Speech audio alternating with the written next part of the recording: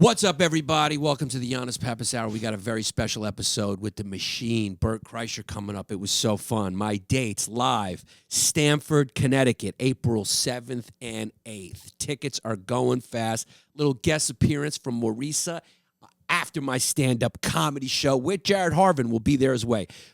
April 7th and 8th, New York Comedy Club, the new New York Comedy Club, Stamford, Connecticut. Tampa Side Splitters, those shows are almost sold out. April 21st, 22nd.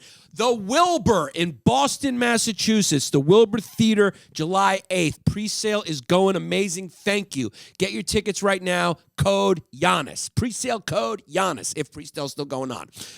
Then Plano, Texas. Dallas got rescheduled to August 24th through the 26th. New York, Sony Hall, November 4th. Let's go. We're going to fucking sell them out and add shows.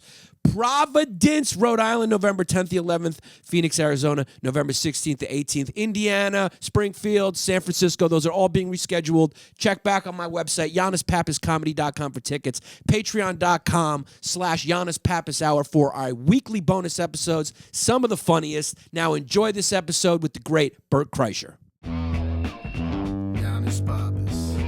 Yeah. When you all tucked up in the day long, and the news online going on and on, what's right and wrong, and it's something up. Now here comes a great kid you know you can trust. From the true who's who to the news and cameras to the fake politics and the propaganda. Yeah, this kid's screwed in, got a lot to say. Oh shit, it's about to be a long day. It's a long day. It's a long day. What's up, everybody? Welcome to the Yannis Pappas Hour. We got a very special guest in this part of Brooklyn, probably for the first and last time. No, I love it out here. That park over there is beautiful. Yeah. This is great. Yeah, and we're close to the water, too. And I think... I saw the Statue of Liberty. Yeah, you can see the Statue of Liberty. There's a body of water. I feel like you need to be close to a body of water. You look like you were born on a body of water. I was. I was born in St. Pete and grew up on a lake. I'm trying to work this bit out. I was doing it over at Rogan's Club, but there's so many predators in Florida that, like, You mean like sexual or animals? Crocodiles? Yeah. Crocodiles, alligators, snakes, lightning. Yeah. I mean, all of it. There's so many predators in Florida that I think it builds into my anxiety. I was trying to tell someone, I never once went water skiing, fell, and was like, that was fun. Yeah. I was like, feet up, gator, let's go, we're good. Wrap it up, get me in the boat. Like, Yeah. I always felt like that. You'd be comfortable. Like, if everything goes underwater, if Florida goes underwater, if global warming comes to full fruition, I think you'll survive. You'll you'll build a house on water. Yeah, you'd be like Aquaman. Yeah, you are Aquaman. Yeah. This is not going to come out right, but I look forward to disasters. You don't like blacks. No. That never comes out right. That never comes out right. I mean, they can be a bit much, is what I'm saying. It's a little, you got to get used to it. They're like oysters. It takes a little while. Like oysters. They're like oysters. No, I used to have a joke. Having sex with the black chicks like eating that blowfish sushi. You'll tell everyone about it. It'll be a memory of a lifetime. But if you do it wrong, you might die. That's funny. That's perfect. Yeah. That's actually a perfect analogy. Having sex with a Latino chick is like eating ceviche out of a conch shell with your feet in the water on a beach. It's beautiful. It's memorable, but you're probably going to get sick. And then a white chick's like a cheeseburger. It's like a cheeseburger. It's hard to fuck up. Yeah. It's pretty good. It's pretty good. I mean, if it's done right, you're like, wow, that was pretty good, but it's still at the end of the day, it was a cheesburger. Let me throw you a curveball. Go. Half Honduran, half Chilean girl. What's that like? Fuck. That's like it's like eating cobra. Right. It's gonna be memorable as fuck. It's Your gonna be asshole's memorable. gonna be burning after. Yeah, Yes. but it's gonna happen real fast for me. Yeah, the machine, Razzle Dazzle. You got a special coming out. You got a billboard up in Times Square. You went from a billboard in Times Square to a junior one-bedroom in Bay Ridge to do this podcast. It's so authentically New York. I was waiting for you to come out like from one of those houses with like a wife beater and slides and socks with some Yankees training shorts, like finishing up your coffee over here. Hey, Vinny. Yeah, I should call out the window and be like, "Yo, Bert, up here! Come up here! It's on the fourth fucking floor." Growing up in Florida, I never had civic pride. Yeah, like we just didn't have. You weren't married to Florida, ultimately. You're like, my parents ended up here. Everyone's parents ended up there. Right. And so I looked at, like, you guys as, like, that's what I wish I had. Like, an authentic personality based on the city that you're from. Like, you have that, though. Now I do. Yeah. But guys like me created that. We created Florida. Like we Florida didn't create you. You created Florida. Well, Florida created us, and then we showed everyone how broken we are. Like growing up in Florida, I knew two dudes without tongues. Right. Tongueless Brett and Right. And that's not abnormal, right? That's just dude. Did you guys get molested a lot? Yeah. Okay. All right. Yeah. I mean, let's do tit for tat. Yeah. Okay. I mean, I never got, but I know it's like COVID. Like I know someone who knows someone who died of COVID. Yeah. Like it's like COVID. Yeah, it's like Catholic. If you do Catholic, you can basically do like 6 degrees of like Kevin Bacon with priests. I never got hard molested. Right. But like soft molested a lot. What is the difference between a hard molest and a soft molest? Hard molested, you're sucking a dude's dick or he sucks your dick. That's a hard molest. Oh, I always thought that was a soft one. I thought a hard one was when it was you had a relationship with the guy that you didn't consent to, but it was continual. Ooh, that's rock hard. Yeah. Soft molestation was when it happened to you, but it happened to all your friends too. Oh yeah, so it's not as traumatic. You guys, yeah. Like an ice cube up the asshole. Like they held you down, they did it, and then you were like, and then when you got up, that you helped them hold the next kid down. I learned a lot during Me Too. Yeah. That's actually kind of like a pretty sympathetic molester because he's thinking, I'm going to molest you guys right into a support group. Yeah. So, like, I'm going to give you the support. You'll have the support group built in. Yeah, there's nothing like a walk home with your 4 friends after you've all been molested by the older kids. It does soften it, though. You're not the only one. There's no secret to keep. There's no, you can't push it down and store it away, and then it comes back in your 40s. Like, there's 3 witnesses, dude. And like that was Florida. That was Florida. Like I remember, we moved into this like we lived in a redneck neighborhood, like really rough. Not rough, but it's the first place I ever heard the N word. Like in first grade. Pretty quick. I mean, probably minutes after you moved there, or minutes after you came out of the womb. The doctor maybe said it. It's not. No. The doctor probably said, "Don't worry, sir. It's not a wife's faithful." I watched a dude finger a girl there, like in his front yard. Just it was like who the doc? You two brothers, Daryl and Darren, I think were their names.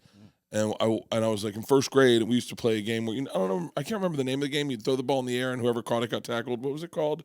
I forget it. Smear this something. Anyway, wait, you never played that game? I'm not trying to think. We didn't have that game. Right? Hold on, are you serious? I don't think so. Yeah. Oh, we did. It was called Smear the Queer. Smear the Queer. Yeah, and so they'd throw and by the way, so you'd throw it up, you'd catch it, and they'd tackle you. My buddy rolled in dog shit on his neck one time when they tackled him. I'll never forget that. Like rolled in dog shit on his neck and came up and he's like, "What's on my neck?" And everyone's like, "Fuck, run!" And the poor kid just walked home. Mom! But I walked up on this guy, Daryl or Darren. I was in first grade and I had my football. All I wore was a Speedo. That's it. Nothing else. Speedo. Still that's still the case. This day. Yeah.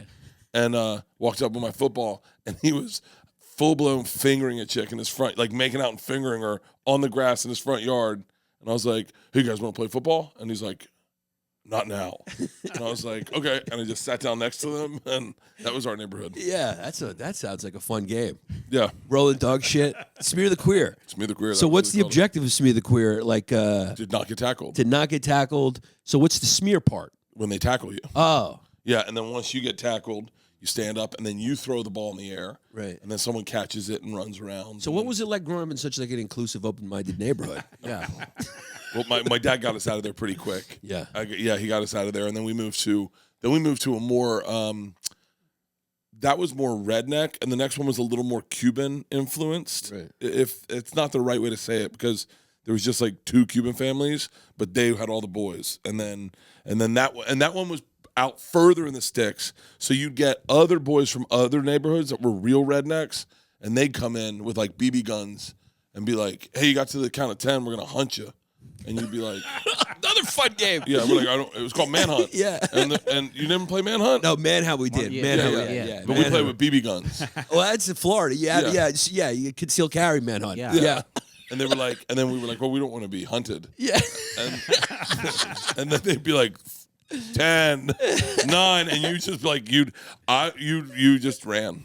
Who do you think is more Republican, rednecks or Cubans? Cubans. Cubans. Without a fucking doubt. Because they have that recent Castro wound, right? Yeah, without a fucking doubt. The most conservative dudes I know are Cuban. The most conservative Trump. I'm talking about my best friends I grew up with. Yeah. They're all dudes who ate acid, smoked weed, finger fucked in the back of a Jetta, party dudes, and they're all fucking Trumpers. Yeah, I always feel like a Romeo and Juliet story in Florida would be like being Cuban and bringing home a Democratic guy. That would be like Wait, dude on dude. Either way, that's just not happening. Yeah, you can't do that. But just like if you bring home you'd be like, hey, he's a good old Obama supporter. They're like that's a Romeo and Juliet. You can't. Those two families can't get along. No, Cuban chicks are fucking hot. They're hot. They're a little big boned, which I like. But they are big. Well, you build up your back muscles when you swim. I think that, and also their cuisine is. Build up your back muscles. Cubans. Also, their cuisine is like there's nothing healthy in the cuisine. It's like all fried. Yeah, just butter, pork, all that shit. Yeah, arroz con pollo, picadillo. Yeah, the picadillo is my favorite fucking meal ever, and it's basically just hamburger meat with some olives. Yeah, but it's fucking good. It is. We had a Cuban. All our lunch ladies were all Cuban, so we just ate Cuban food every day in high school. That they just made Cuban food. They didn't make like any white people food. It was just Cuban food. So a lot of jamon. Yeah, like jamon and pickles. Ropa vieja. Cuban sandwiches. Always had Cuban sandwich. You can always get a Cuban sandwich. Yeah. But man, I love Cuban food. Yeah. Possibly what's the best if you had to marry a woman based on her ethnicity, only picking what food you'd eat for the rest of your life? She's gonna make that food. Italian. Oh yeah. I could overlook the stash and the hairy legs for the Italian food. If she could cook a sauce from scratch. Hold on. You said that real quick. Let's think this through. Okay. Because Italian is a good call. Yeah. It is a good call. But hold on.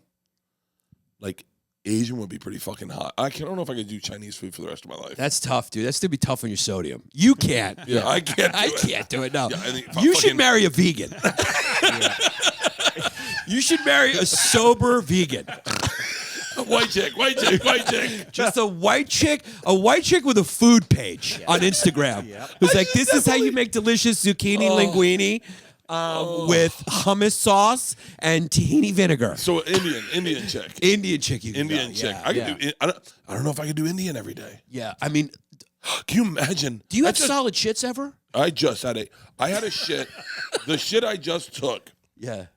Pitch black. I mean, the darkest shit you've ever seen out of anyone. Concerning, like black? No, like pull it over for no reason at all. and so. No, I thought. No, I don't mind him in the house. It came out of his bowl. He just whoop whoop whoop. Cops are just like. And so, but it was still in there, and I was done, but I wasn't really done. One more nugget coming out would have meant I was done, but that nugget was still in there, and I had to wipe and really dig it out, and it took a minute. It took a minute. And I had to go inside and come out to get it out. I think that's a lack of hydration or fiber. Lack of hydration. Oh my God. Yeah. I have not drank any fucking water. I've just been drinking alcohol. Do you drink? Not as much. Very little now. Yeah, very little. I got kids. I don't know. Hold on. I got a kid. Whoa. Yeah. What are we doing? Are we playing a game? Yeah, I know. It's almost. I got kids. Yeah. Do you? You know, they can't see when they're like 10 months old. They can't see past their fucking hands. So if you stand over there and drink, they don't fucking know. That's true. Yeah, you just said that like you just found out I was a communist. Yeah. You're like, whoa, hold up. I thought I was. I didn't know I was here with the enemy. No, it just seems really accusatory the way you said that. The way, yeah, you're like, whoa, you know, I don't drink that much now. I have kids, Bert. I'm a stand-up comedian. Oh, you took it that way. Yeah, of course. No, that's what an alcoholic does. No, I don't drink that much. I have a career, Bert. No, listen. No, well, yeah. I mean, you got one, obviously a great one. No, you know what it is? Your existence is like it's like defiance. What's that? Defiance of like health, defiance of communism. Yeah. You know, your movie, you go over there, you're like fucking fighting Russians. You're like a guy, I feel like, who I met at a Dave Matthews concert. What could happen? I have a And you were the funnest guy, and then I met you 30 years later, and you were the same fucking dude. You're America. By the way, that makes me feel so good. Yeah, you are. I was telling these guys, I got an immigrant child for the day. Our friend, I'll explain. Our best friends. That needs an explanation. Our best friends are Vietnamese and Chinese. My wife's Chinese, dad's Vietnamese. Their best friends in Vietnam came over, and they brought their child. Yeah, Kevin's his name. I don't think it's his real name, but right. And so they bring him over to America from Vietnam. He's maybe like 10 years old, 8, and they spend the week in L.A. Like 2 days before his trip's about to be over, they say, "How's your trip been?" And he says, "I got to be honest with you, I didn't do anything American because our friends are Chinese and Vietnamese. They do a lot of Chinese and Vietnamese shit. So they only ate Chinese food and Vietnamese food. Like, that's what they like making." Like, "What do you mean?" He goes, like, "I don't know. Like, I didn't do anything, like, really American, and I wanted to do something American." So our friend Sandy goes, "Let's call Bert." So they call me up, and they go, "Hey, can you show him some American shit?" I was like, fuck yeah. First thing I do is, like, pick him up. I go, "You have eaten McDonald's?" He goes, "We have McDonald's where I live." And I go, "Okay, In-N-Out Burger." He's like, "What's that?" And I go, "Get ready. Double, animal style, with fries." Kid wolfs it fucking down. It happened to be the 4th of July. I then take him, and I buy him a skateboard. And he's like, "Whoa." I get him a helmet, pads. He's skateboarding in my backyard. I grab him. I go, "You ever seen a gun?" He was like, "Huh?" I go, "Come on, buddy." Take him in my room, unload it, give him a 9mm. I go, "Put it in your hand." He's like, I'm like, "Don't tell your mom." He's like, "I won't tell my mom." I was like, "Pull the trigger." He's like, "What?" I'm like, "Yeah, pull the trigger." I go, "Turn the laser on, point it at the cat." It's like the cat wants to die.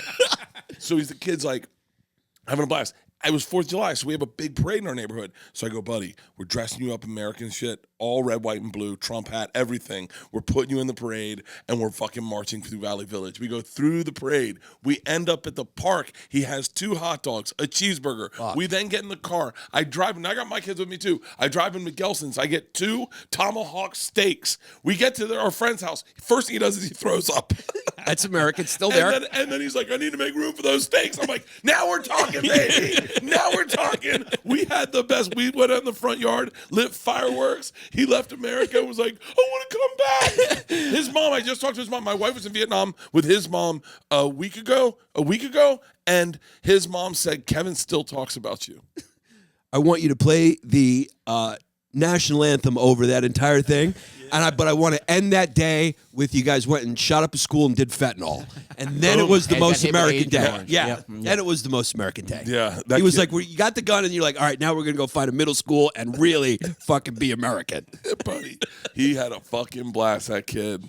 That's Yeah. amazing. Yeah, it was a fun day. That is a beautiful day. Did you speak to him afterwards? Did you follow up? I haven't talked to him since. 'Cause maybe he tried to sneak in, like, stay. It's tough to have a day like that and then go back and eat like rice. Well, he's got to be. After you have an In-N-Out burger, animal style. We went back to his house with 2 tomahawk steaks, baked potato, mac and cheese, everything, right? And they were making pho. And he was like, and they were like, "We brought steaks?" I go, "These are for Kevin and I." Yeah. Cooked 2 medium rare steaks. I sliced them up nice and thin. And he was just like, and I put rock salt all over it. Yeah. Man, I enjoyed hanging out with that child more than my wife. Well, he kind of, when they said, let Bert handle it, it's almost like, I feel like if the aliens came and they said, all right, we're going to blow you up unless you introduce us to one guy who can explain America to us or show us America. And the first guy I would think of, I'd go Bert Kreischer. I'd go, let's get Bert. If we want to live, you can't send me. Yeah. I'm like, you can't send in New York, or we're going to be like, hey, it's like the block. It's like stoop ball. Yeah. It's like, no, that's not America. You need a guy from Florida, because Florida is like America's purple dick. It's got East Coasters in there. It's got Cubans, Hispanics. It's got blacks. It's got white trash. Yeah. I didn't do like I just meant. No. You got water people. You got crocodiles. You got predators. You got molesters. You got molested. Yeah, it's really the Hungry Games of America. It really is America's dick. It is. I fucking love it, man. It's Republican. It's Democrat. It's Republican. Purple. It's pretty Republican. Yeah. Not a lot of Democrats, in my opinion. Maybe in Orlando. I think the cities Miami. were Tampa? Yeah, No, Miami. no. Miami's No? predominantly Republican. What about the old Jews? The old Jews there, they hold strong. Well, Okay, like Boca, Yeah. Stewart, all down the coast, you up top, from Hollywood up. But once you get to like Cocoa Beach, it's going red again. Right. And then it's all the way up to Jacksonville. That's where Leonard Skinner's from. Oh, Jacksonville's Georgia. Yeah. Jacksonville's pretty badass too. Those rednecks. Yeah, those are like broken down cars in your front yard rednecks. Like my wife's family are fucking red. Like rednecks. Like red. You can't understand her dad. Right. Her dad will be, hey boy, how you doing, boy? Hey, I'm gonna do no Diet Coke, right? No Diet Coke. I tell you right now, I'm gonna Captain Dave out in the boat. Don't fish, you gonna grab. No, I tell you, don't spill Diet Coke. No, ain't drink no Diet Coke. I ain't drinking no Diet Coke. You understand that, boy? I go, what the fuck did your dad just say? Daddy said when I met her, she was embarrassed to introduce me to her family. I hope they'll never hear this. She was embarrassed to introduce me. They won't. They'll never hear this. They'll never hear this. No, they won't.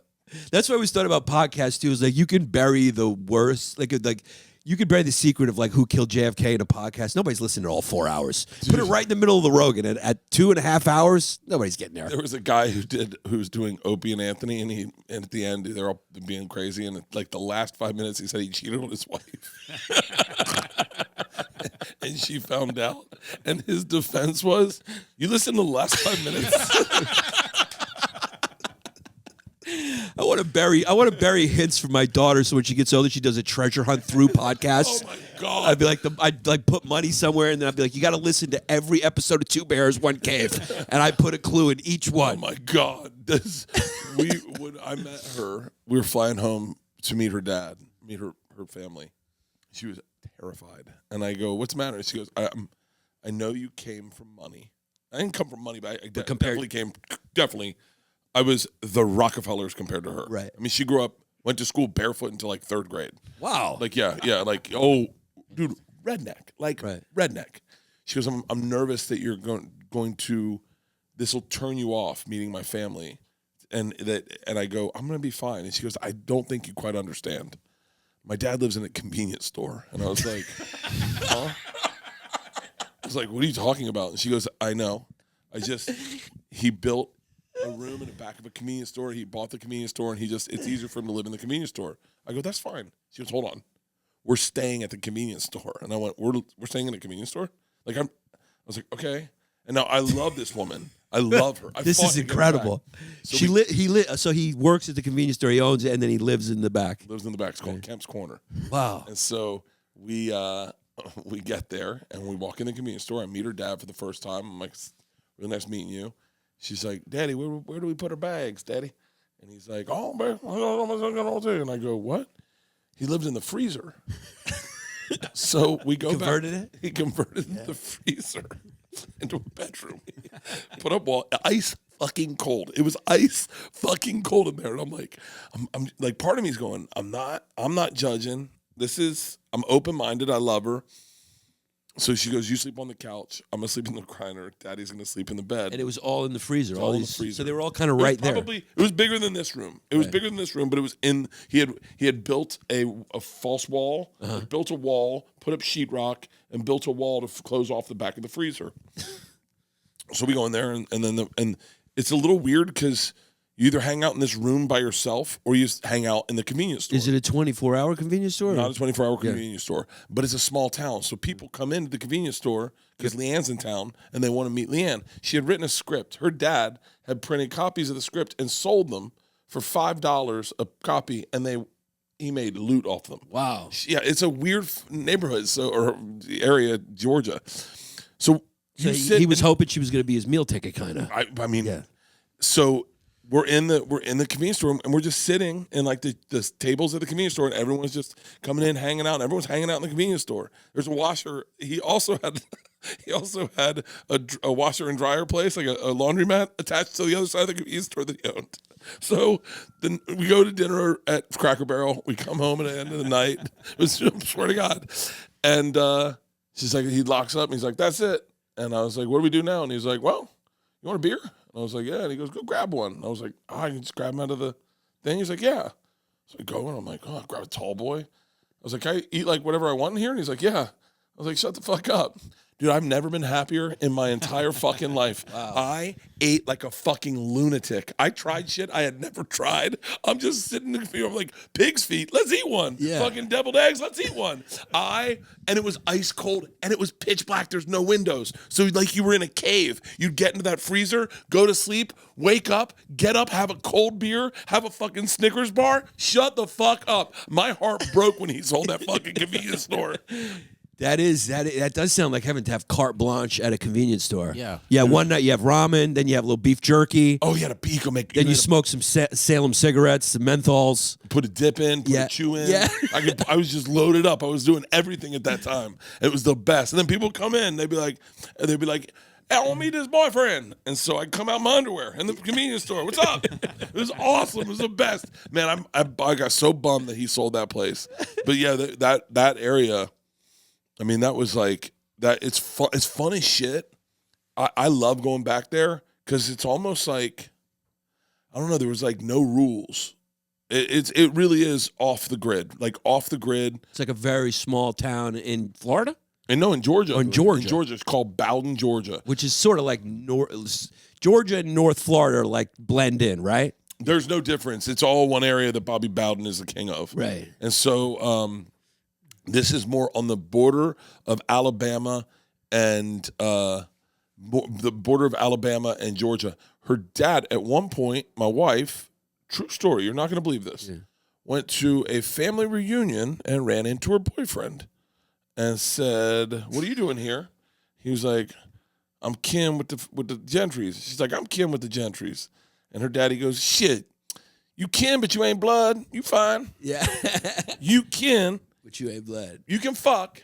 They didn't have sex. They never had sex. They were just dating. They were younger. But that's the you can, but you ain't blood. So you can have sex.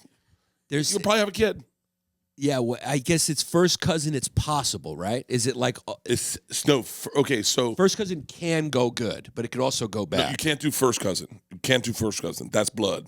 But it could come out okay. So like if you, so wait, well, I mean, I know God says no, but you can't do it. No, I don't think so. I don't think blood is what on our marriage. No, but I'm saying you can actually perform it. You can do it. Oh, you can do it. Yeah. And there's a chance that the baby will come out with one head. Yeah, no, you're going to get a Habsburg. You're going to get Habsburg. You're going to get Habsburg. Yeah. So you're going to get hemophiliac with no chin. That's definite. That's definite. Yeah. And you do not want one of those. Yeah. You, on our marriage certificate in her hometown, when we got married, the third question on the thing was, "Are you blood relatives?" And I said, "Lady, what do I put for 3?" She goes, "Is you?" I said, "I don't think we is." She goes, "Then put down the chain." I go, "I'm definitely not writing ain't, because that means we is." Yeah, isn't that crazy? That is quite. There are places like that in the world where it's like there's just not a lot of options. You can't. Town of like fucking 1,300 people. Yeah, it's gonna happen. That's why I don't know if like does true love exist or is it more just about like what's available to you? Oh, you know what I mean? I mean, I look at I mean this respectfully. I didn't have the same options that that you have to date. Like my options were extremely limited. And I had to meet the person. I had to physically meet them to date them. Like someone had to go, "Oh, you know who you should meet?" You're talking about because he's younger. Jared's younger. Yeah. Yeah, no, because he's black. No. Yeah, of course, because he's just wanted to make sure. Yeah. But your options are wide open. You can get on your phone, of course, and you can scroll and date a woman that never would have gotten in your circle if it wasn't for that phone. Right. So it's interesting when you talk about that because I think it does exist, but I think with the presented options, I think it's actually harder because he's not. I don't mean it's disrespectful, but he's probably not willing to settle as quickly as I was. Right. The best thing you could ever do is settle for something that is not the ideal thing. It is so much more rewarding than holding out and being that guy that's waiting for your Aaron Rodgers, waiting for your Tony Romo, waiting for that will never happen. And the biggest problem is Aaron Rodgers and Tony Romo are just as good.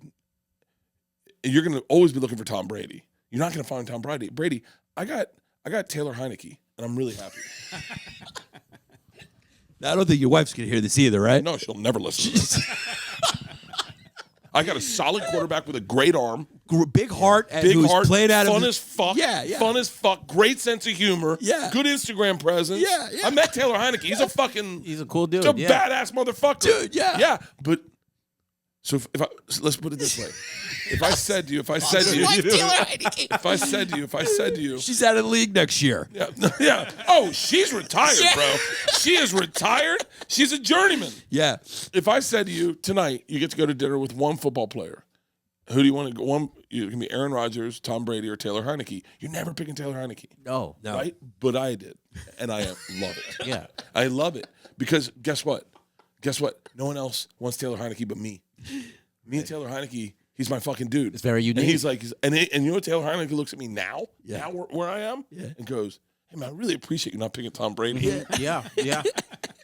This is a good fucking analogy. Yeah, it's a really good analogy. So what did you get? Who did you draft? Oh, man, well, here's the thing. My wife's 14 years younger, so I got a Oh, my God. I got Kobe. You got a franchise player? Yeah, I got a franchise player straight out of high school. Holy shit, what the fuck were you thinking? We started recruiting her in middle school. She had a great fucking upside. Physical came back good. We're rebuilding the franchise. We got rid of the veterans, and we're going young.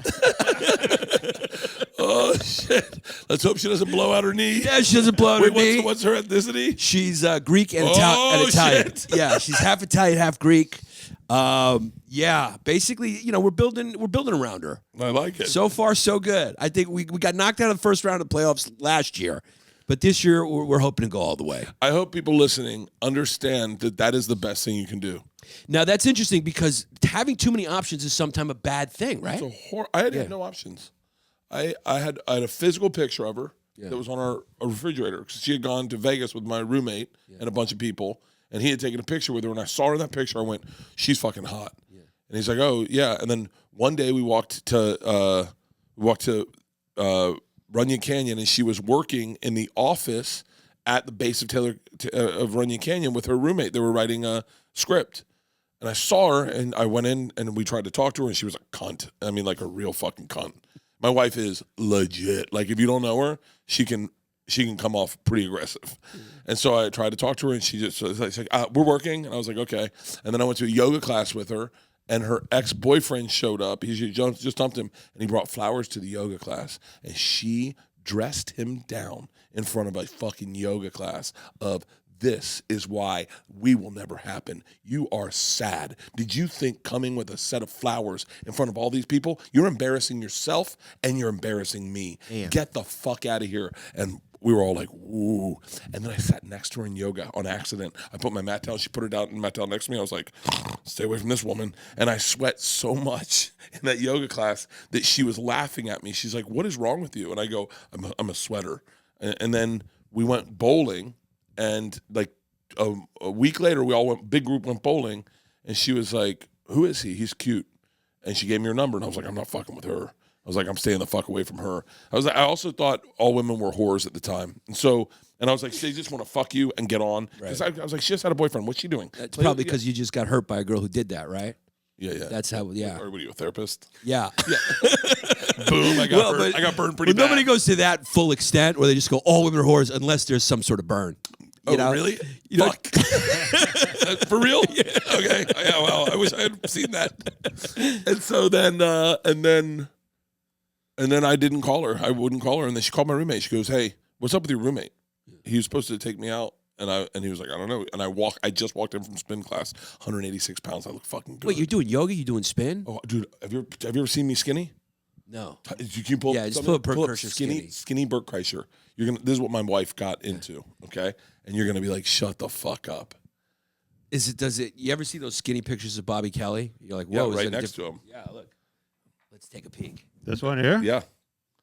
That's you? That's Bobby Kelly. Oh, yeah, look, that's Bobby. And look at skinny Bert. Jesus Christ. Yeah. I'm attracted to you. Yeah, I was a catch. You were, dude.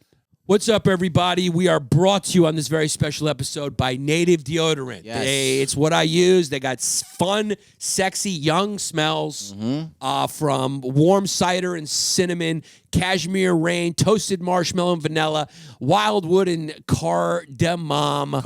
Cardamom. It's really delicious. I use it now. It has no aluminum in it, so it's a great deodorant that won't hurt your body. Okay, so it's native. It's a deodorant. This is a no-brainer. Get rid of your high, big brands. They send these straight to your house. Go to nativedeo.com/fumes. You will get 20% off your first order. Just go ahead and try it. It's really good. It's what I use now. They sent them to me for free. I'm not going to lie. I haven't bought them yet, but I will. And I'll use my own fucking promo code. But for right now, they got me hooked. I use native deodorant. So I'm selling you something I use, and it's great.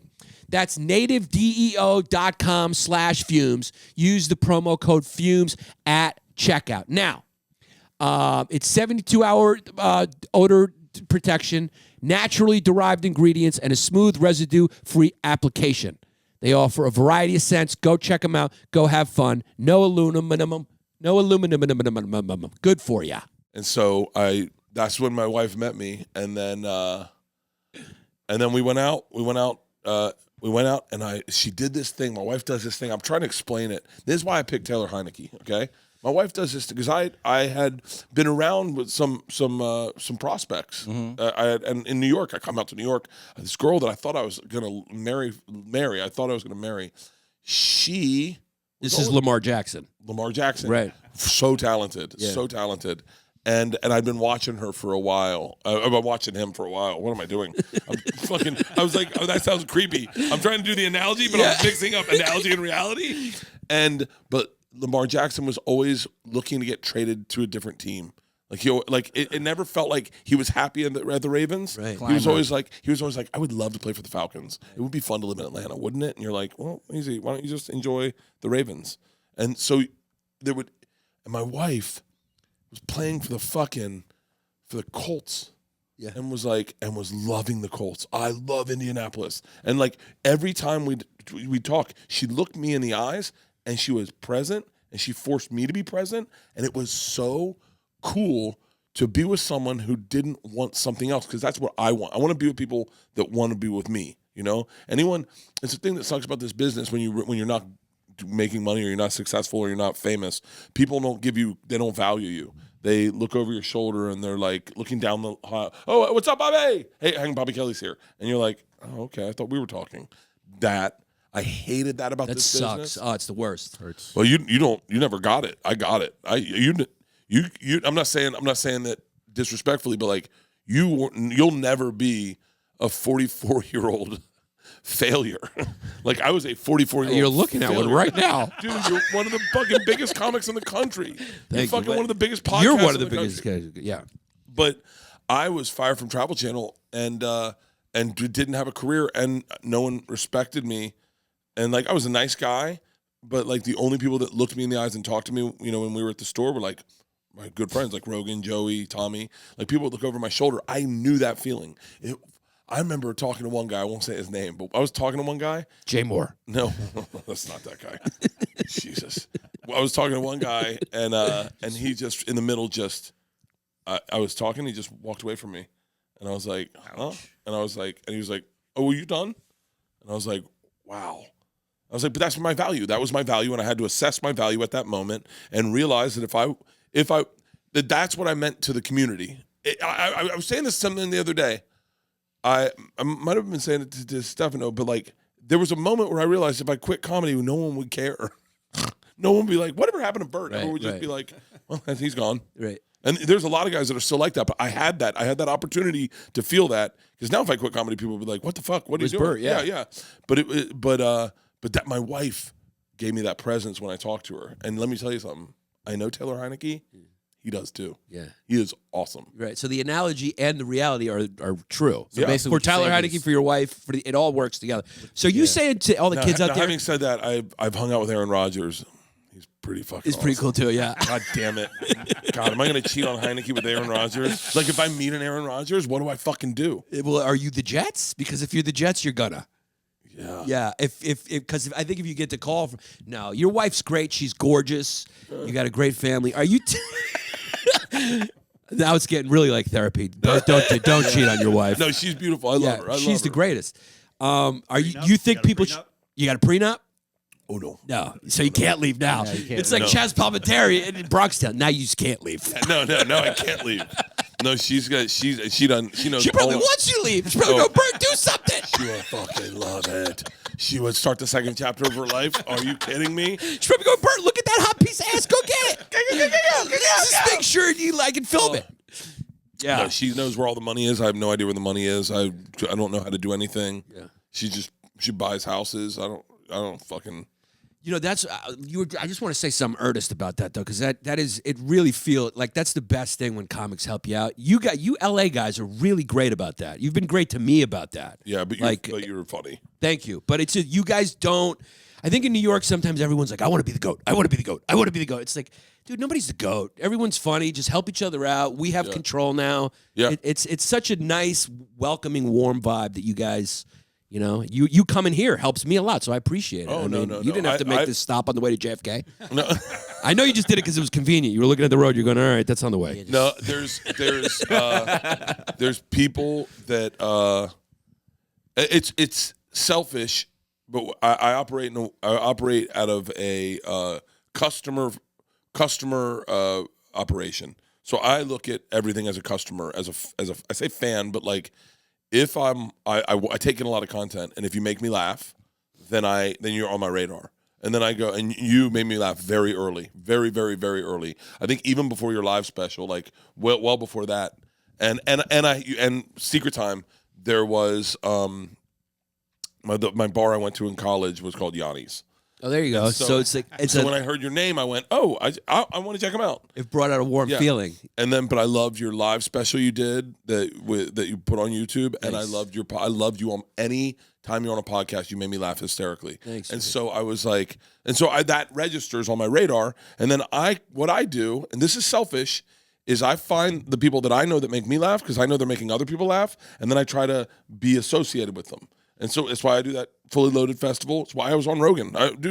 Rogan, I loved Rogan's show fucking 12 years ago. When he was doing it with the snowflakes coming down, I loved it. I listened to it all the time on Travel Channel. And when I had an opportunity to do it, I was like, fuck yes, because I knew I loved it. So I figured other people must love it too. And if I can be in that situation, then maybe they'll love me. So that's the way I looked. Hot Ones, perfect example.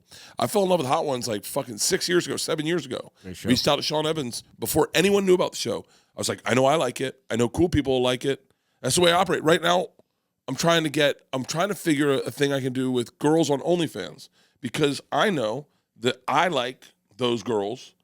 And so I know that there are cool people that like those girls too. So if I can come up with a show to associate myself with a TV show, because I have the opportunity to do that. I have the opportunity to make a TV show or something that they would want, and then I could associate with them, and then all those guys that like them would see me and go, "Oh, I like Bert." It's kind of a selfish way to operate a business, but it's also very mom and pop. Like just it's like open up a fucking sandwich shop next to a great butcher. Yeah, You learned that from your father-in-law. Yeah. You had the laundromat and the convenience store. Yeah, it's like they're gonna spill food on their clothes. Let's wash them. Exactly. Yeah, well, I mean, it's selfish, but it's also you're helping people out. I mean, yeah, we're not social workers. You're not a social worker, but someone's got to be funny or. Yeah. But I know I can be funny around a funny person also. Like I'm like, trust me. There's people I like. I won't say their names, but there's podcasts I listen to where they're not funny, but I still listen to the podcast and they ask me sometimes and I go, I don't know if I'm not a serious dude. Like I don't know if I'm gonna be good on it. Right. So I just like I can't do the analogy. I can't say shit that I can say to you. Right. And you understand it's a joke. Yeah. And they understand it's a joke. Right. Sometimes they're like, so wait, do you love your wife? And I'm like, shut the fuck up. I come in her, okay? Yeah. I don't come in things I don't love. That should be a shirt. I'm sorry you had to hear this, Victoria. She's so comfy on the beanbag. Yeah. It's beanbags are that underrated. Woman will change your life. She's fucking Aaron Rodgers. You want me to leave my wife? She will change. Man, if I'll you're leave a my comedian, wife right now. If you're a comedian and you're listening to this, you should wife up Victoria immediately. Here we go. She is a game changer. Will you marry me, Victoria? I'm looking for something new. My wife won't hear this either. Trust me. She stopped listening to my shit a long time ago. That's the good thing about being with someone. Me and my wife been together 9 years. I stopped being her favorite comic like 8 years and 9 months ago. Oh, yeah. I am so far from my wife's favorite comic. Yeah. So far, her favorite comic, without a doubt, is Dave Attell. Without a doubt. She's got great taste. Yeah. Well, when she first met me, she said, "You're not." My wife's pretty brutal. she's like, you should be funnier than that. And I was like, huh? She's like, it's really dumb. What you're saying is really dumb. You should be. I think you're smarter than what you're doing on stage. And I was like, it works. It's like you can't explain to someone I'm young and it fucking works. Right. And I'm trying to figure it out. And so I didn't know if I should value her sense of humor, and I could not love her because I agreed with her a little bit, but if she was just a bad taste of comedy and was like, God, you know who I love? Have you heard of Yakov Smirnoff? And I'm like, oh my fucking God. So I put in Skanks for the Memories in my car. Didn't say anything. I was testing her. This is how I was going to find out if I could marry this chick. I put in Skanks for the Memories in the car, and she was crying, laughing, and I was like, she's like, what is this? I go, this is David Tell. And so I tested her out. I put in Brian Regan, crying, laughing. Her favorite comics are she not a big fan of Tom's. She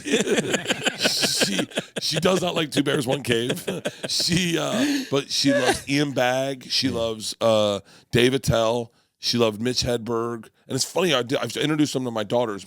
My oldest daughter adores David Tell. Right, very analytical brain. My youngest daughter likes him, but my youngest daughter's favorite comic's Mitch Hedberg.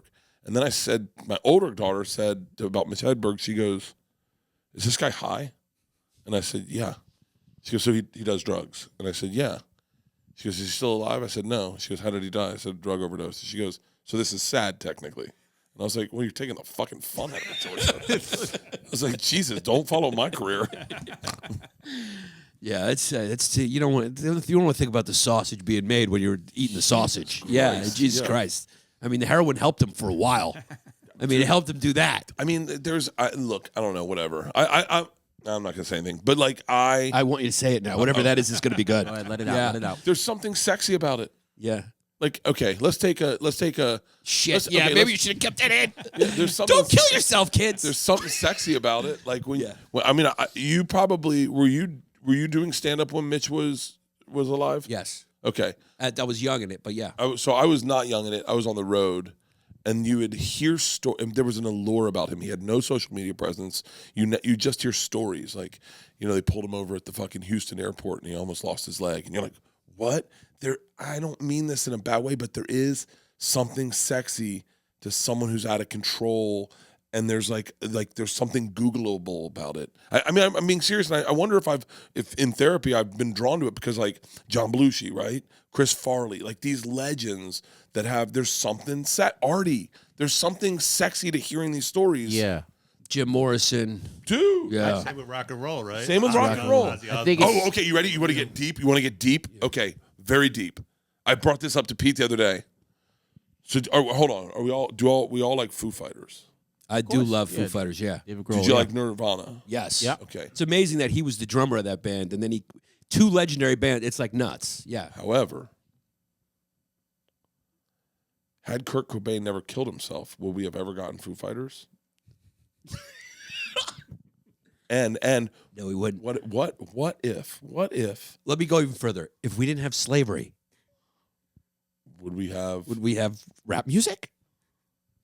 We have great art. We have great art. Will we have great music? We have breakdancing. I think the beauty is people can turn struggle into something beautiful. That's what's allurable about Yes. it. Yeah. Even if they kill themselves and die in a bathtub. Or even if but they like- get whipped for eating chicken. But like take a look at all those bands that were big at the times, and then just kind of and then you're like, I don't know, like I'm not fans. I don't really follow them anymore. Like look at Hole, great fucking band, and then you look at her now, and you're like, okay, that's great. But like almost, what's crazy is, in the most legendary way, Kurt Cobain preserved all this art for the rest of your life. It will be one of the greatest rock bands ever, and then selflessly gave us another great fucking rock band. Selflessly. Kurt When he was Cobain. pulling the trigger, he was like, I can't keep holding David Grohl back anymore. Doing it for you, Dave. I'm doing it for you, Dave Grohl. But like there is a thought bubble in that where you Right. go, without that act, he cements himself as a legend. Right. Cements himself, and then gifts the world, there goes my hero.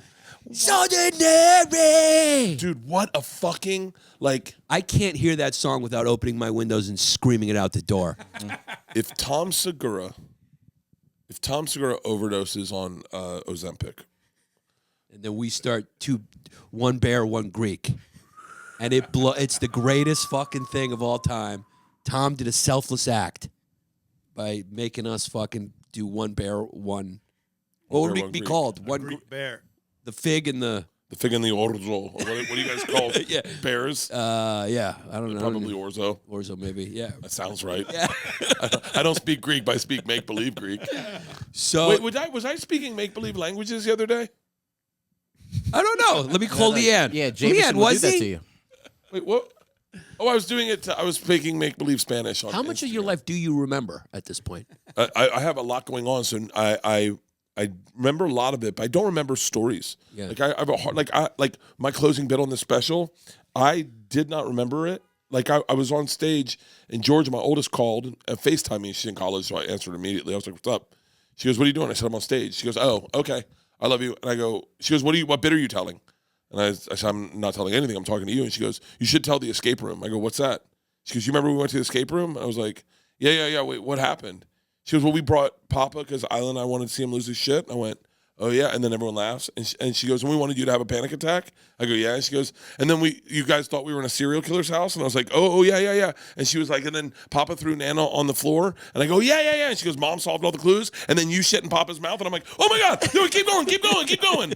And I go, "How did it end?" And she goes, "I don't remember," and hung up. I went, "Fuck, it didn't ending." But like, I don't remember. I can't really tag good stories while they're happening. I need someone to go, "Oh, you know what you should tell is that," and I'll go, "Oh, yeah, that would be good." It sparks your memory. Yeah. You do you like being this busy? Yeah. Yeah. I couldn't imagine. You're on the road every day. You're doing the festival with all those funny comics. You got the movie coming out. You got the special coming out. Then you fly into Austin. You do Two Bears with Tom. Then you party with everyone in America all the time. Yeah. I fly to. You're a busy guy. I'm flying to Vegas tonight. Tom and I are doing a show tomorrow morning. Then we fly back to I New saw York. that. It's going to be awesome. Producing Shane Torres' special out at the Sultan Room. Oh. And then we fly back. Tom and I do Two Bears from L.A. Monday, Tuesday. I go back out on the road. I am on the road for 3 more weeks.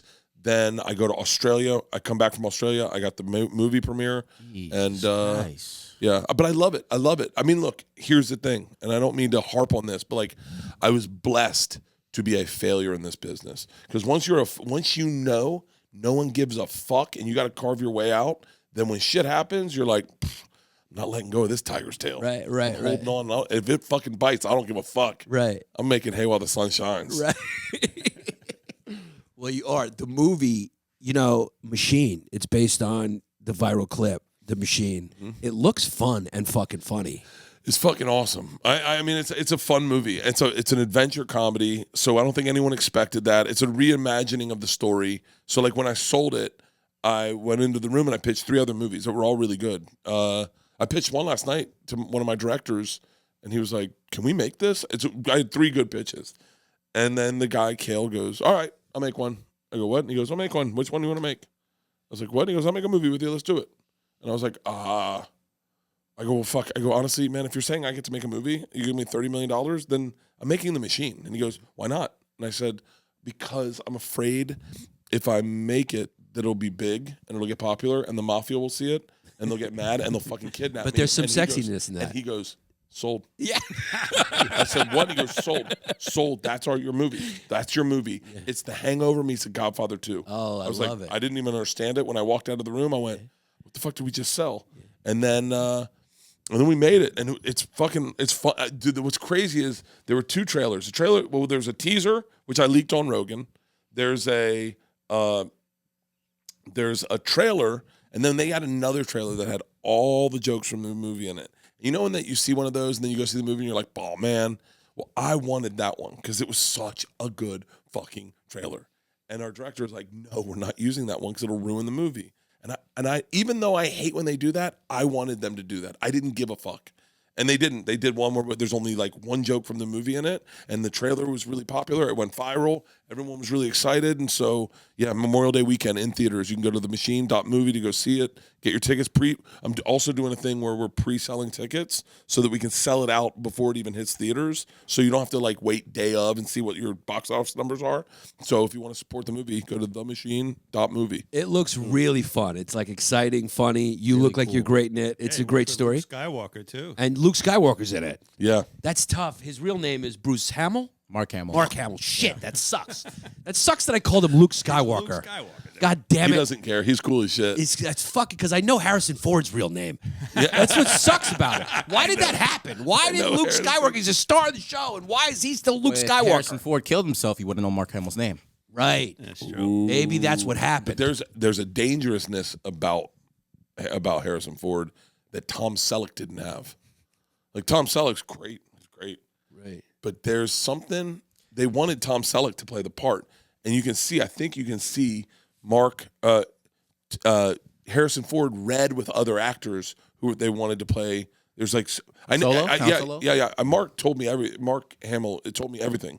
He told me so much behind the scenes gossip that I was like, shut the fuck up. Like, and then finally they were like, I think there's audition tapes of Harrison Ford reading for the other parts for the other people, like running sides with them, and I think they wanted Tom Selleck, but there's something dangerous. There's something like that's the thing about art.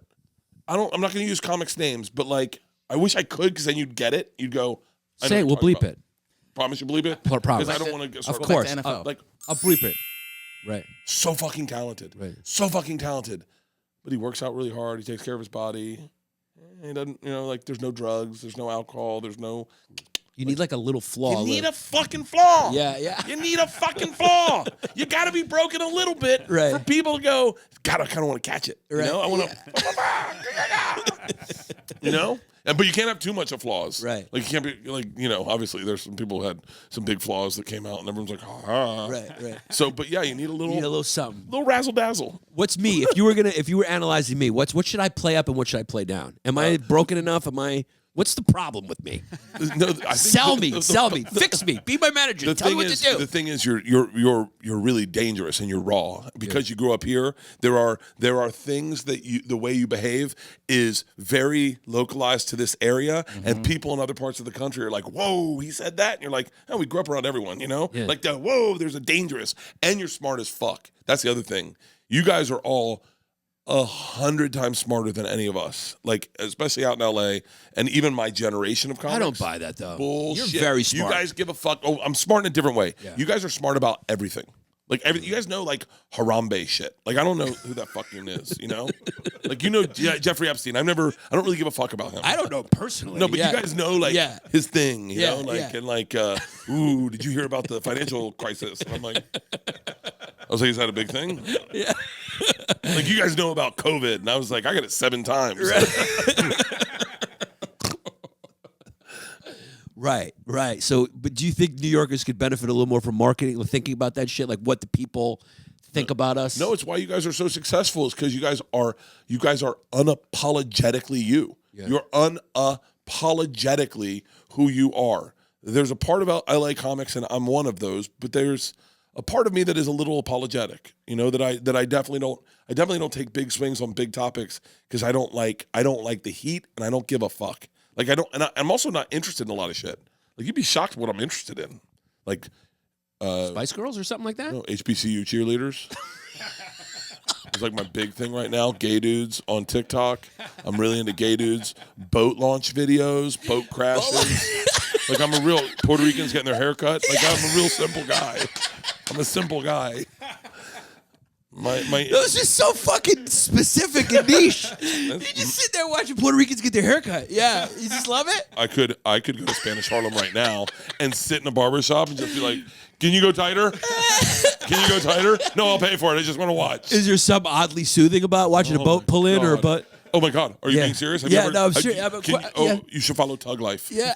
Tug Life is like the best fucking Tug Life. I literally this morning, I watched every single one of their videos. I got to the end of Instagram on Tug Life. Like all fucking, dude, pirates trying to attack a boat running into another boat, a boat sliding under a boat. Oh my God. You love it, huh? Dude, and do not get me started on HBCU cheerleaders.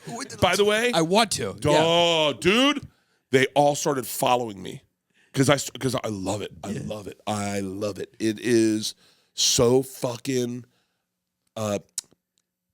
It's the energy I want to bring into every one of my days. Yeah, You kind of do. An HBCU cheerleader squad. It'll start with one young lady who instigates the cheer. You say you want no problems, but you talk like you do. And then two more girls will stand up and they'll be in unison. You say you want no problems, but you talk like you do. And then the whole group pops up. You say you want no problems, but you talk like you do. You talk like you do. You want to get bucked? I mean, it is fucking so. I mean, dude, I watch HBCU cheerleaders battle back and forth. Go to my Instagram right now. Jared, do you know about these? Yeah.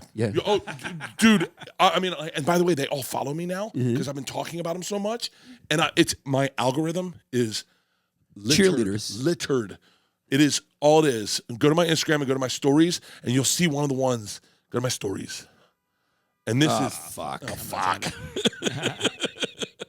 I think it's Bowie State, just outside DC. I think is one of the ones that is. I'm like Black fucking, people just take something and they make it better. Yeah, oh my God. Yeah. Can I tell we you were that? talking about that on the road. Me and Jared. It's like there's just music. It's just they do everything good. Yeah. Yeah. Yeah, I Music, style, fashion. Food. Yeah. They've created Kissing. genres. Kissing. I've only kissed one black chick, and it was pretty fucking phenomenal. Yeah. I mean, they just throw some flavor in it. I mean, so this Kissing is my wife's like licking an envelope. Oh, scissor lips. so these are Howard University cheerleaders. No. You got. I'm telling you right now. I'll. They do these things at basketball games where one side is one team, the other side is the other team, and it is a straight up fucking dance off. And there is attitude, and there is razzle dazzle, and there's so much going on that I stopped a woman in a coffee shop in Queens yesterday. I was talking about it, and this woman was overhearing it. And I said, hold on. And she goes, what is HBCU? I said, historically black colleges and universities. She goes, oh, now we're in New York. So she's like, oh, yes, I support or whatever. And I go, hold on. Do you know what I'm talking about? She goes, no. And I said, so can I show you what I'm talking about? And I showed her, I think I just show you on my phone. I showed her this video, and this woman went, oh my God, I want this in my algorithm. Oh, okay, hold on. We'll put it in post. Take a look at this.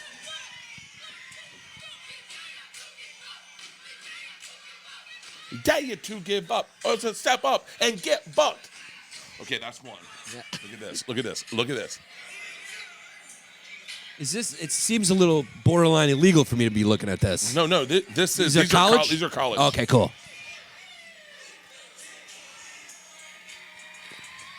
I mean, it's fucking addictive. Get you hyped up. It gets you hyped Dude, up. it gets yeah. you hyped up. I wish I had that. I wish I woke up to that. Is that what did you name your special Razzle Dazzle because these girls got Razzle Dazzle? No, I named it Razzle Dazzle. I try to name specials based on things that come out of my mouth a lot. Yeah. So secret time, I say secret time to everyone. Secret time. I've been saying that my whole. I love telling secrets. I love talking gossip about comedy and us and all that. So I named secret time, and I thought a nice little thing would be to sprinkle in secrets throughout the special, and then that way I could get it was a quick way to get jokes. That's cool. Yeah, and then that was secret time. Hey, big boy is what my daughters would say to me, and I thought that was a good name for a special. Razzle Dazzle is a phrase that I learned probably like 14 years ago. I was on Travel Channel. I was working for a show called Trip Flip, and we had this guy on our team named John Burston. He was a straight dude. He was our UPM, our production manager. So he handled all the money. He was a straight dude, but he had a gay affectation. I hope he'll never hear this, but hey, just throw money at it. You got to make money to spend. You got to spend money to make money. So our first night of eating dinner was like a group of 11. The lady goes, "What can I get you?" And she goes, "You guys want some appetizers?" He goes, "Oh, just Razzle Dazzle." She goes, "What's that mean?" He goes, "What do you think it means?" "Razzle Dazzle, honey. Bring it out." And she brought out the best appetizers. And from that day on, I've said Razzle Dazzle. Anytime I go to McDonald's, I put $200 down and I go Razzle Dazzle. They go, "What does that mean?" I go, "What do you think it means?" "What does it mean to you?" Razzle Dazzle. I've said, and I love that energy. I love the energy of being a little outside the box and not giving a fuck. Like, I'm really, one of the bits is in the special about a raffle, but I'm really big at raffles and auctions. Like, we went to a silent auction, not a silent auction, but an auction for our school, the girls' school. And the head nun, Sister Donna, sat down next to me and goes, "I've heard stories of how you do this. I want to see it in person." And I was like, "Sister Donna, you ready for a little razzle dazzle?" And she goes, "Yeah, what's that mean?" And I go, "What do you think it means?" I go, "First thing, trip to Cabo." I go, "You ever been to Cabo?" She goes, "No." I go, $10,000 for Cabo. And everyone's like, $10,000? I go, "It's what it's worth, $10,000. It's all going to a good place." And they go, "What?" And I go, "Sister Donna and the nuns are going to Cabo." She goes, "Wait, are you sending me to Cabo?" I go, "You said you wanted to see how it works? Let's do it." I bought 3 tennis bracelets. I went bananas. First day he worked with me, we did a function. Comedy Gives Back out in LA. It was a golf tournament. All the comics were out there and some actors. The actors are squares. And they did a raffle at the end of the night. Caroline Ray was hosting it. And at the end of the day, and I'm a little drunk, and I go over to the raffle. I said, "How many tickets you sold?" She tells me. I said, "Cool." I go, "Razzle Dazzle." She goes, "What's that mean?" I go, "What do you think it means?" What do you think it means? Yeah, let's do this. I go, here's $3,000. Put me in for the raffle. She goes, "You put it." I go, "It's going to comics. The money goes to comics to help comics pay rent over COVID." I go, "Yeah, fucking 5,000. Let's do it." She's like, "Huh?" I bought all the fucking tickets, and I didn't tell a fucking soul. And I sat there when they called the first prize. I go, "Ooh, I hope I win one of these, huh?" Jim Jeffries is like, "Oh, you buy a ticket?" And I go, "A couple." And boom, I won all the fucking prizes. And by the end, everyone's crying, laughing, except for the actors who are like, "What the fuck?" I have a bit like that in the special. And then the best is, at the end, they go, "Trip to 4 Seasons." And everyone's looking at me. My business manager's there. I text him. I go, "Price point." And he goes, 10 grand. I said, "Done." Jim Jeffries goes, "All right, 4,000." I go, 5,000. He goes, "I'm out." Ben Bailey goes, 6,000. I go, 650. He goes, it's going this quick. 7,000. I go, 750. He goes, 8,000. I go, $10,000. Ben goes, $11,000. I go, "It's yours." He spent $11,000 on a trip to Maui at the 4 Seasons. Razzle Dazzle, Netflix, special, the movie, The Machine. When you do the sequel, would it be The Machine Fights AI and you're like the human machine trying to save humanity? I just wrote the fucking sequel for you. That's number 7. It's yours. So That's here's 7. Okay. I'm gonna speak it to the universe. I want to Okay. speak it to the universe so everyone hears it and that this happens. I believe in this. My wife believes in it too. Say it out loud. Speak it to the universe. Manifestation, yeah. Manifestation. I want the machine. The machine is going to have a huge opening weekend. $140 million. I agree. $140 million. And then I'm going to sign up to do machine 2, 3, and 4. Those we're going to do 4 because we'll gang shoot them like Lord of the Rings. Yeah. And I'm done. That's I'm it. done. I'm just doing machine movies. That's like, it. Like Fast and Furious. I'm doing machine movies. The Machine franchise. Oh, dude, and we can go fucking huge. It's gonna be like Rocky. Yeah. We're gonna fight the Yakuza. We're gonna fight the Mexican mafia. Yeah. I'm taking on the Crips and the Bloods. Right. I mean, we're gonna franchise this baby. Yes, and then Aliens at 7. Oh, that's when the AI comes in. AI. Oh, not Aliens. AI. Machines. You got to do the machines. We get Lex Friedman in it. Oh yeah, Yeah. he's already in AI. Yeah. Can I play like a Greek restaurant owner or something in there? Just good to see you again, something like that. Of course. Yeah. Dude, I wouldn't mind fucking with the Greeks. Greek. Yeah. The Greek mafia. Yeah. We go to Athens. Have you performed in Greece? I have never. I just No. did. It's awesome. I heard it's great. You know who's telling me about that? Louis? No, not Louis. Jim Gaffigan told me about that. He went over there. He's like, they all speak English and they're great, and it's like they love it. And my opening joke was, I'm so fat when I jog, my ass hair is tying a knot, and they went crazy. And I was like, do you guys have a lot of ass hair? And they're like, everybody has ass. I'm not good at accents. Keep going with the ass hairs. Does it happen in your underarms too? I go, yeah. Was it a big turnout too in Greece? Yeah, it was big theater. Yeah, that's awesome. It was awesome. I loved Greece, man. And I was not anticipating liking Greece because it was such a. Why? European tours are are basically kept up in Scandinavia and UK, and then a little bit like Amsterdam. And I just figured the more south you got, the less English you'd speak. Right. And the flight to Greece was like fucking 6 hours, and it's like and wherever we were, it was like passport control was a fucking nightmare. But man, I'm going back. It was that much fun. You would fucking love it. I got to get over They there. all speak English. Yeah. Everyone spoke perfect English. It was the day the king died. Oh, it was? Yeah. Oh, shit. Yeah, that's when we were there. He had just died, and they were having his funeral, and so it was crazy. It was gorgeous. I love Greece. Yeah, Greece is great. Well, guys, go. The Machine's May 25th, right? There's pre-sale, like you said. Pre-sale. TheMachine.movie. You can pre-sale and buy your tickets, and I say this, I put this in the universe, but I do believe if The Machine does well, you will start seeing all your favorite comics making movies. Absolutely. Because that's all you need is just one to convince Hollywood, and then all of a sudden, I mean, I'm not even joking. You'll see Tim Dillon will have a movie. I actually can guarantee that. Me and Tom will do Fat Astronauts. That's already kind of in the works, and you'll just start seeing people being able to make movies because you're right. do it at a low price point for a comic. Our brains are so different than theirs, and we provide such a valuable insight. I'll give you a small example. On my movie. In my movie, the opening scene takes place on a set. They built it. So we shoot it, and then I go, I rewrote it that night, and I was like, it should be hard. It needs to come in hard. It's got to be really hard. So I rewrote it, gave it to the director. I go, can we just do that as an option? And he was like, let's just do that. I like that better. And I was like, fucking great. And so then I get done. We had done the scene, and I go, hold on one second. Are we just done? And he was like, yeah. I go, can you just leave the cameras up? And then let's shoot one more scene, maybe for the end of the movie or in the middle of the movie. Like, let's just use this set. Let's milk this set and get it again. And they're like, what do you mean? I go, like, if we start here, wouldn't it be cool if we ended here? Or maybe something like that. And they're like, yeah, I guess. And I go, well, okay, let's shoot an ending in the movie. And so we did, and they fucking used it. And so you're like, and our brains work like that. Right. We're sitting in a former living room kitchen making a show that has a huge income profit based off of this. I mean, this is how our brains work. You're right. Yeah. Our brains are like, hey man, we've got our investment. Now let's just make money. Yeah. Put us in a movie set. Yeah. And if they said to you $10 million, can you make a movie? You'd be like, easy. Yeah. Easy. Yeah. Easy. $5 million. Easy. Yeah.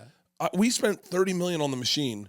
And I mean, now there's parts you're never going to get away from with that, but like our brains, we at one point, me and Tom almost signed a fucking 10-picture deal because they were like, you guys should be like cranking these out. Like you could have like a movie come out every fucking year for the next 10 years. And because our comics, we're creative as fuck. We are hard fucking workers. We would love the opportunity. We're all like, give us a chance. So I think if The Machine does well, from my mouth to God's ears, we will all be doing movies for the next 20 years. We all have an investment in this movie doing well. I see what you're saying, and I like it. All it takes is and one. hopefully, maybe this is what's coming next. Is comedians just fucking making movies the way? And you're right. Like, look at what we've done with nothing. We've created these podcasts. They're all profitable. People love them. Dude, we are bigger. We create our own acts. We do it all. We market ourselves. We do fucking everything. We do, dude. They've let me market the shit out of this fucking movie, and you know what you're doing. It was on a shelf, and I leaked it on Rogan, and then it got picked up by Sony, and then they were like, "Hey, do you want to make an announce video for it?" I was like, "Fuck yeah!" I post it. It goes viral. It's like, dude, they are seeing this on such a micro level right now that the second this does well, they're gonna go. And here's the other thing. We've got authentic voices that are not being represented in movies right now. I don't know if you've noticed this, every fucking movie that just came out, guess what the occupation of the guy that is in the lead is? A fucking podcaster. Jonah Hill, you people, podcaster. I mean, they're all fucking podcasters. They're all goddamn fucking, it's the one that BJ Novak just made, where he has to, what's it called? BJ Novak? Yeah. Yeah, he just did a movie, He's a podcaster in it. His goal is to be a podcaster. They're making movies about people hoping they have an authentic voice when the authentic voice is right fucking here. Yeah. No shade on BJ Novak. It's a great fucking movie. Yeah. It's a great fucking movie. I wish I could remember the name of it. It's a great fucking movie. Yeah. Have you seen it? No, I don't. It's a great fucking movie. Yeah. It is a gangster fucking movie. What's the name of it? Vengeance. That's it. Vengeance. He's a podcaster. Interesting. They're all podcasters. Every lead's a goddamn podcaster. Does that clock not move? No, that doesn't move. That's so funny. I'm like, God damn it, am I high? I'm standing still. It is 11:42 in the morning. I'm so bad. I didn't even look at the time. But I'm telling you. I'm only here one day a week. Imagine, it's like, look, I'll use Nia Vardalos as an example. Yes. She was a brilliant talent with an authentic voice. Yes. And that is when they were allowing that to happen. They're making indie films and giving authentic voices to people. How much fun. Let's not use us. Andrew Schultz. If they give him $20 million to make a movie, how fucking hard do you think you're gonna laugh? You're literally gonna make a great movie where you grab each other's chest like, the fuck are they doing? What the fuck are they doing? Because that's his sensibility. The only thing is, if you gave him $20 million, I would be scared that he wouldn't make the movie and he'd just start a PAC for a presidential campaign. Yeah, that's the only thing. He might be president. He could take over. I think he could take over a country with $20 million. Yeah. He's a unique fucking. He's like you, man. Just unique dude. Unique fucking guy. Make it happen. You're right. Comedians make it happen. Schultz made it happen. Just dude, look at creative. us. Look what we did with specials. Yeah. Right. We when I started in this business, 2009, I got a special. I got paid $10,000 and went on Comedy Central. That's how it was done. $10,000. Comedy Central. They aired it once. And then was that the hour or the half? It was an hour. It was an hour. It was called Comfortably Dumb. Yeah. No one's ever seen it. It's now sitting. Yeah, Comedy Central is a great place to hide your special. Yeah, if you want to hide it. Yeah, that's how it was done, and those were how it worked. And then all of a sudden, we were all like, "Huh?" And then fucking Netflix shows up, and we all start putting out Netflix festivals. And then guys like you and Schultz are like, "Wait, fuck that! I'm not waiting for somebody. I'll make my own special." And now the game has changed so much that, dude, I really honestly don't know. I'm sure. My special is probably competing with fucking Sam Morrill's special that he just released. I guarantee you that's the way the game is the bars, the field's even. I mean, Netflix used to be the destination for specials. We just said, fuck it, let's do our own thing. Moment House, YouTube, Nate Bargatze's on Amazon. Like, it's a fucking, and that's going to happen with movies. That's going to fucking happen with movies. Yeah. It'll happen with sitcoms first. Yeah, I've never heard it but that's probably what's coming next. You're probably right. Yeah, you're probably right. And Machine is ushering it in. Let's go. I hope so. It's the Trojan horse. It's going right into your asshole, dude. I am the finger before the dick. You're the finger before the dick going in the asshole. Yeah, going in the asshole. Well, I'm gonna do the front hole, but yeah, I'll do the back hole too. I don't know. Obviously, Bert Kreischer, thanks for coming. I love you, brother. Yeah, I love you too. Thank you so for much. having me. I appreciate it. This was fun as shit. This was great, man. Thank you. Thanks for coming. Fuck yeah. What's up, everybody? Want to give a shout out to Jared Harvard's favorite sneaky beverage, Brooklyn Cannery. BrooklynCannery.com. Yannis Pappas, all one word for 15% off your order. Go get these healthy sodas. Healthier. Healthier. But go get them. Spring is coming up. Summer's coming up. You're going to have these outdoor barbecues. Get them for that time. If you like soda, get rid of the high fructose stuff. Go with this all-natural sweeteners and prebiotic. It's the best. They're delicious. Yeah. Also, we want to give a shout out to Nate Linder, our favorite social media manager, NateLinder.com. He will help your business rank #1 on Google. He will help you build your brand. He will help you profit from social media and much more. Online sales, whatever it is, Nate Linder is killing it. Go to NateLinder.com and let him get a free consult from him, I think. From that's the deal. All you got to do is click and go viral.